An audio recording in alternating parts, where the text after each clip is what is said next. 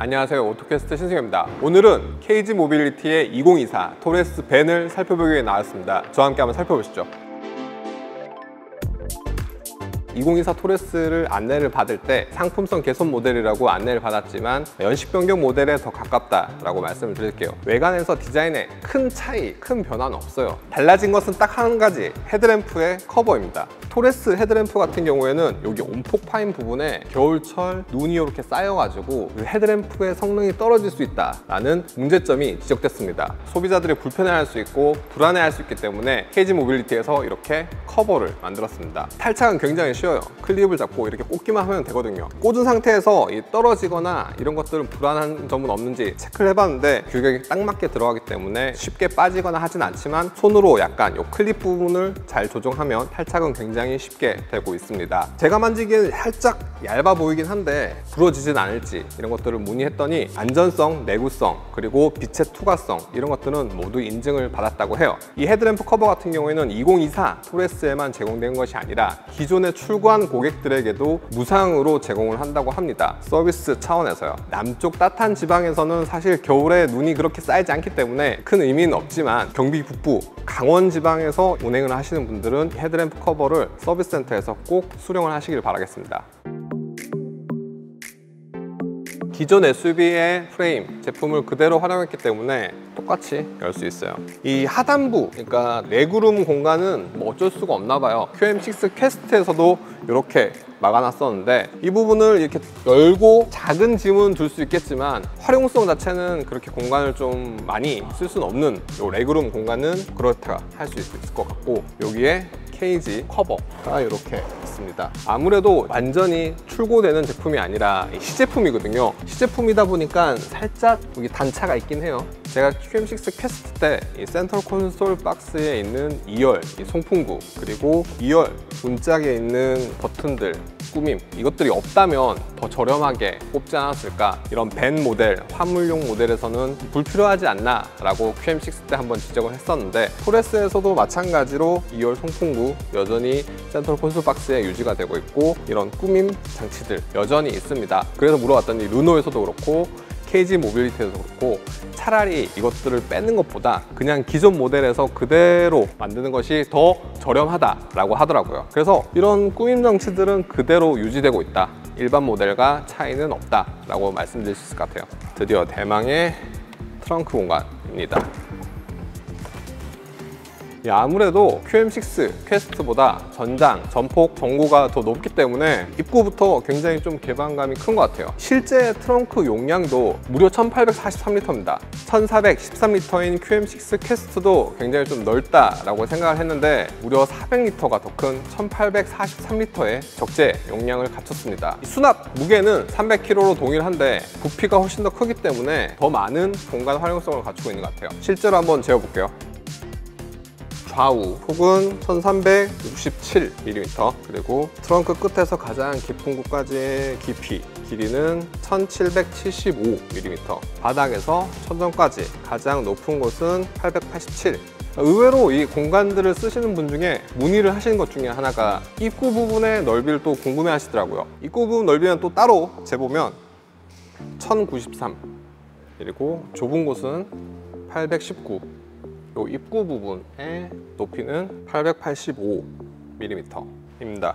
들어가서 앉아보면 머리가 닿긴 닿아요. 제가 이제 키가 175인데 사실 상체가 굉장히 긴 저주받은 신체입니다. 저 같은 경우에도 이렇게 허리를 딱 세우면 머리가 닿는 정도.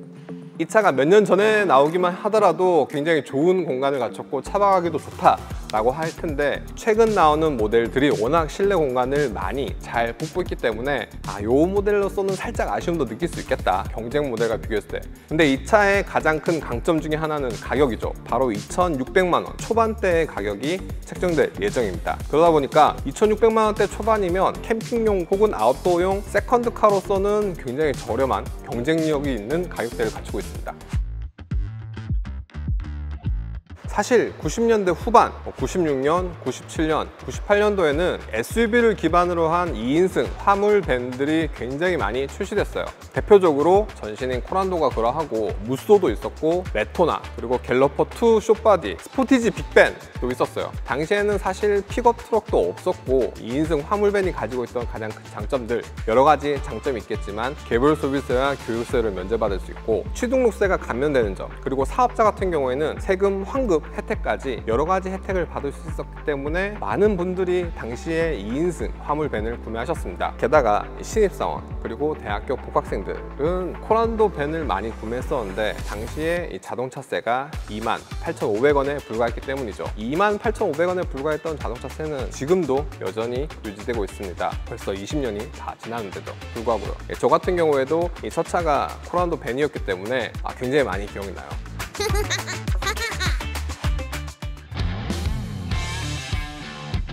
이 90년대 후반에 쏟아지듯 나온 2인승 화물 밴들은 어느새 지금 판매가 되고 있지 않습니다. 자취를 찾아보기가 힘들어요. KG 모빌리티의 전신인 쌍용에서도 2005년 코란도의 단종 이후 화물 밴 모델 출시가 없었는데요. 무려 이 차 18년 만에 부활을 했습니다. 사실 그동안 다마스, 라보가 차지하던 소형 화물차 시장에서 레이밴이 상대적으로 혜택을 많이 받거든요. 다마스, 라보의 단종 이후. 그러다 보니까 이 빈틈을 노린 캐스퍼 밴도 출시됐고 올해 QM6 퀘스트도 나왔습니다. QM6 퀘스트 같은 경우에는 이 신차가 없는 르노 입장에서는 아주 단비와 같이 적절한 모델이 됐었는데요. 아무래도 이 토레스 밴이 출시된 이후에 QM6 퀘스트에게 굉장히 좀 직격탄을 주지 않을까 싶어요. 다만 QM6 퀘스트 같은 경우에는 LPG 모델이다 보니까 LPG 모델 자체의 연료 가격 경쟁력이 있고 이 차는 가솔린 모델만 출시가 되고 있습니다. 그 부분에 있어서는 살짝 아쉬움이 있어요. 토레스 같은 경우에는 LPG와 가솔린 둘 다 쓸 수 있는 바이퓨얼 파워트레인인데 바이퓨얼 파워트레인을 할 경우에는 이 실내 공간이 조금 더 좁아지기 때문에 실내 공간을 더 극대화하기 위해서 가솔린 모델만 이렇게 밴으로 만들었다고 합니다. 어쨌든 이 다마스 라보 단종 이후에 다시 부활하기 시작한 SUV 2인승 밴들, 그런데 정작 GM은 뭐 하고 있나 모르겠어요. 요즘 다마스 라보가 없는 그 수요를 기아는 레이가, 르노는 QM6 퀘스트, 그리고 KG 모빌리티에서는 토레스 밴을 나누고 있는데 뭐 어쨌든 이 2인승 화물밴 같은 경우에는 이런 상용차 시장에 대한 니즈, 그리고 코로나 직후에 많이 늘었던 레저용 수요 시장, 이 두 가지 시장을 노린 것으로 보이고 가격대라든가 전반적인 상품 구성에 있어서 토레스 밴이 가지고 있는 경쟁력, 상대적으로 경쟁 모델인 QM6가 LPG 연료를 쓴다는 그런 장점이 있기 때문에 이 둘을 나란히 비교하는 것도 꽤 재밌을 것 같아요. 실내 인테리어 구성이나 전반적인 것들은 기존 모델과 동일합니다. 2024에서 좀 달라진 점들, 스마트 키를 기본 제공해요. 저는 스마트 키가 기본 제공인 줄 알았는데 최하위 엔트리 모델에서는 기본 제공이 아니었더라고요. 그 외에도 오토라이트와 스마트 빔이 기본 사양으로 장착됐습니다. 아무래도 토레스를 구매하시는 고객들이 대부분 이 옵션을 선택하셨기 때문에 KG 모빌리티에서는 2024 모델부터는 기본 사양으로 장착했다. 그럼에도 불구하고 56만 원 가격을 인하했다라고 설명을 해주고 있어요.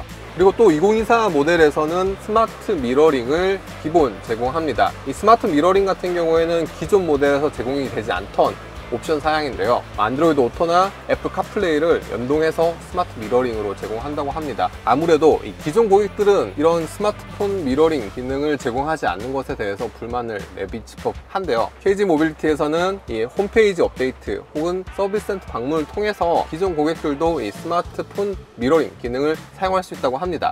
다만 안드로이드 오토 같은 경우에는 선을 연결하면 되지만 애플 카플레이 같은 경우에는 어댑터가 별도로 필요하다고 합니다. 이 어댑터 같은 경우에는 KG 모빌리티 서비스 센터에서 제공을 한다고 하니 방문 후 수령을 하시면 될 것 같습니다. 이번 2024 토레스의 가장 큰 특징은 기존 모델에서 결함으로 지적됐던 점들을 보완하고 밴과 같은 새로운 파생 모델을 내놓음으로써 소비자의 선택권을 많이 확장한 느낌이 있습니다. 이번 영상이 여러분의 선택에 조금이라도 도움이 되시길 바라면서 전 지금까지 오토캐스트 신승엽이었습니다. 토레스 하이브리드 LPG는 이름이 바이퓨얼로 바꿨습니다. 하이브리드 LPG, 가솔린과 LPG를 둘 다 사용한다 라는 의미에서 KG 모빌리티에서는 하이브리드라고 명칭을 붙였는데 소비자들한테 혼란을 줄 수 있다 비판을 받았어요. 그러다 보니까 2024에서는 바이퓨얼로 이름을 바꿨습니다.